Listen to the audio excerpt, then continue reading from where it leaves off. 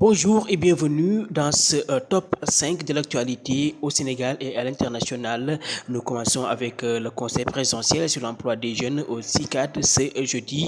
Tous les regards rivés à Diamniadio, un moment crucial pour Macky Sall, le président qui fait face à 450 jeunes ce jeudi pour présenter son programme sur l'emploi des jeunes avec la difficulté de résoudre la question en 3 ans. Les jeunes ont beaucoup d'attentes autour des 450 milliards annoncés. Le pays attend des annonces fortes et des décisions courageuses du président Macky Sall ce jeudi au CICAD.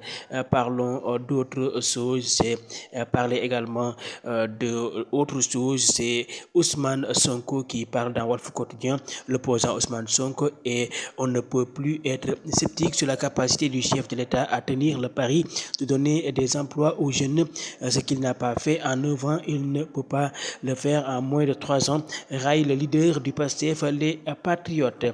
Parlons autre chose, c'est Ousmane Sonko qui dit que si on ne me convoque pas à la veille des élections, je ne répondrai pas. Le leader du PASTEF continue de défendre la thèse du complot dans l'affaire dite Sweet Beauté.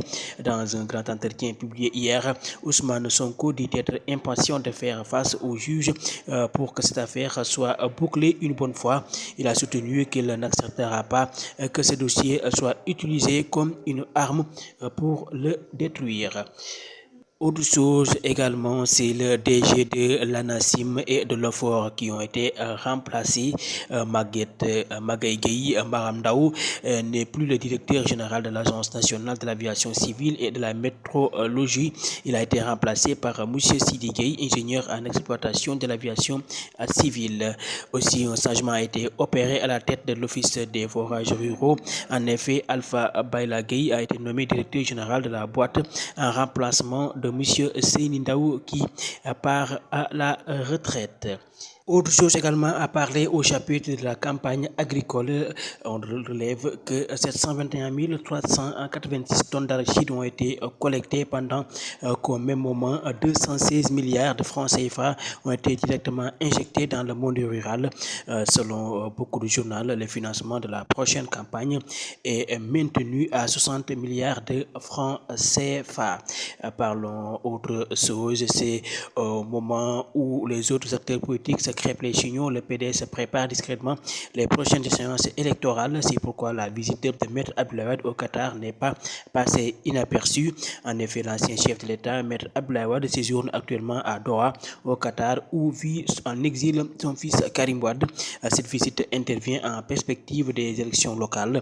Wade et son fils vont sans doute parler de la stratégie pour replacer le Parti démocratique sénégalais dans l'échiquier politique. Nous allons parler de l'international et parler de la situation au Tchad. L'architecte nouvelle compose pour l'heure avec un conseil militaire de transition. Il a juré que de nouvelles institutions verraient le jour après des élections libres et démocratiques. Parlons sport pour terminer. Le projet de Super League suspendu mais pas définitivement enterré.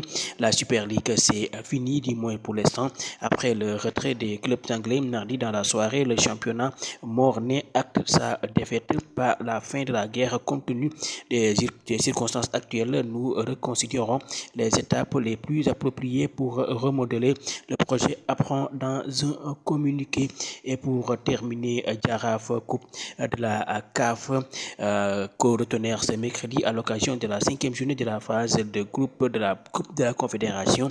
Tenant du titre, la RS Berkane a en effet éliminé suite à sa défaite en Zambie face à Napsa Star 1-0, et ce sont la GS Kabila et Crosport qui accèdent au quart de finale avant même la dernière journée de cette poule B.